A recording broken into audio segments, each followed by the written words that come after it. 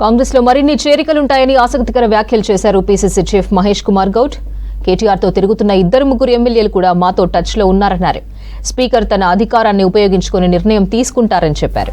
సుప్రీంకోర్టుకు వెళ్లిన న్యాయమే జరుగుతుందన్నారు మహేష్ గౌడ్. మంచిని చూసే కాంగ్రెస్ లోకి వస్తున్నారన్నారు. ఎంతమంది టచ్ లో ఉన్నారనేది త్వరలో తెలుస్తుందన్నారు మహేష్ గౌడ్. మరింత సమాచారం గాంధీభవన్ నుంచి షరీఫ్ లైవ్ లో అందిస్తారు. షరీఫ్, చేరికలపై పీసీసీ చీఫ్ కామెంట్లపై అప్డేట్స్ ఏంటి? అపర్ణ, పీసీసీ మహేష్ కుమార్ గౌడ్ మరొకసారి హాట్ కామెంట్ చేశారని చెప్పాలి.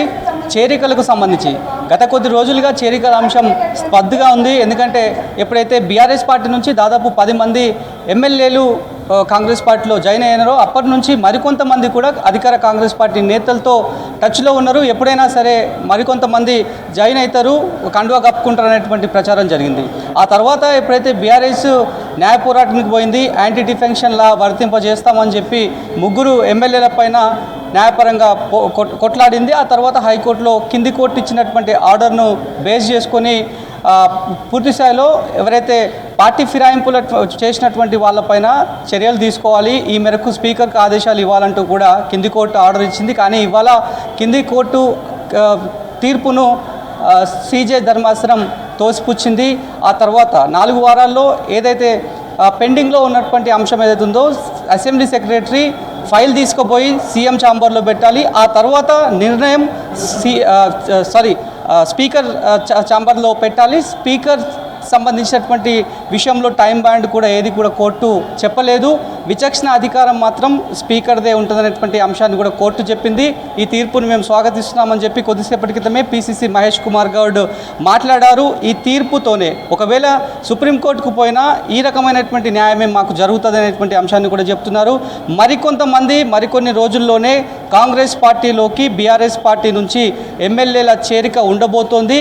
కేటీఆర్ పార్టీ వర్కింగ్ ప్రెసిడెంట్గా ఉన్నటువంటి కేటీఆర్తో అత్యంత సన్నిహితంగా ఉన్నటువంటి ఇద్దరు ముగ్గురు స్టిల్ కంటిన్యూగా టచ్లోనే ఉన్నారు. వాళ్ళు ఏ క్షణమైనా కాంగ్రెస్ పార్టీలోకి రావచ్చు అనేటువంటి ఇంట్రెస్టింగ్ కామెంట్ చేశారు.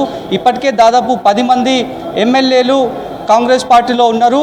సో మొదటి నుంచి కాంగ్రెస్ పార్టీ చాలా స్పష్టంగా చెప్తోంది, ఎప్పుడైతే అసెంబ్లీ ఫలితాలు వెలువడిన తర్వాత పార్లమెంట్ ఫలితాలు వచ్చిన తర్వాత మా ప్రజాపాలన ఇష్టపడే చాలామంది మా వైపు రావడానికి ప్రయత్నాలు చేస్తున్నటువంటి కూడా కామెంట్లు కూడా చేశారు. ఆ తర్వాత కోర్టులో పిటిషన్ ఫైల్ కావడంతో ఇది కాస్త గ్యాప్ తీసుకుందని చెప్పాలి. ఇవాళ కోర్టులో వచ్చినటువంటి అభిప్రాయం మేరకు ప్రస్తుతానికైతే కొద్దిసేపటి క్రితమే పీసీసీ ఆ రకమైనటువంటి చేరికలకు సంబంధించి మళ్ళీ ఉంటాయనేటువంటి హాట్ కామెంట్ చేయడంతో పొలిటికల్ సర్క్యూట్లో మాత్రం ఇంకెవరెవరు టచ్లో ఉన్నారు, పీసీసీ అన్న ప్రకారం కేటీఆర్తో సన్నిహితంగా ఉన్నటువంటి వాళ్ళు ఎవరు అనేటువంటి ఒక చర్చనైతే జరుగుతున్నటువంటి పరిస్థితి.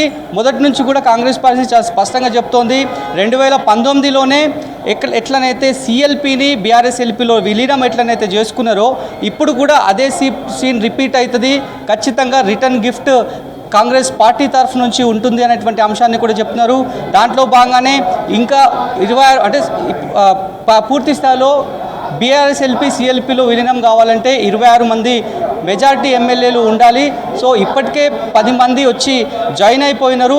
మరికొంతమంది వస్తే కనుక 2019లో ఎట్లనైతే గిఫ్ట్ మాకు ఇచ్చారని చెప్పి బీఆర్ఎస్ చెప్తుందో అట్లనే మళ్ళీ మేము రిటర్న్ గిఫ్ట్ కింద ఖచ్చితంగా బీఆర్ఎస్ ఎల్పీని సిఎల్పీలో విలీనం చేసుకుంటామనేటువంటి విషయాన్ని అయితే స్పష్టంగా చెప్తున్నటువంటి పరిస్థితి అయితే కనిపిస్తుంది. కాబట్టి మరొక కామెంట్ కూడా పీసీసీ మహేష్ కుమార్ గౌడ్ చాలా స్పష్టంగా చెప్పారు, మా పాలన నమ్మి మేము ప్రజలకు అందిస్తున్నటువంటి సంక్షేమ పథకాలు నమ్మి నిరుద్యోగులకు ఇస్తున్నటువంటి ఉద్యోగ అవకాశాలు నమ్మి ప్రతి ఒక్కరు కూడా మా వైపు వస్తున్నారు. కాబట్టి బీఆర్ఎస్ మనుగడ సాధ్యం కాదు, అందుకే మళ్ళీ కాంగ్రెస్లోకి రావడానికి కోర్టు అడ్డంకులు కూడా ఇక లేవు అనేటువంటి అభిప్రాయాన్ని మేము వ్యక్తం చేస్తున్నాం. సో ఖచ్చితంగా మరికొన్ని చేరికలు అయితే ఉంటాయనేటువంటి విషయాన్ని అయితే మహేష్ కుమార్ చెప్పారు.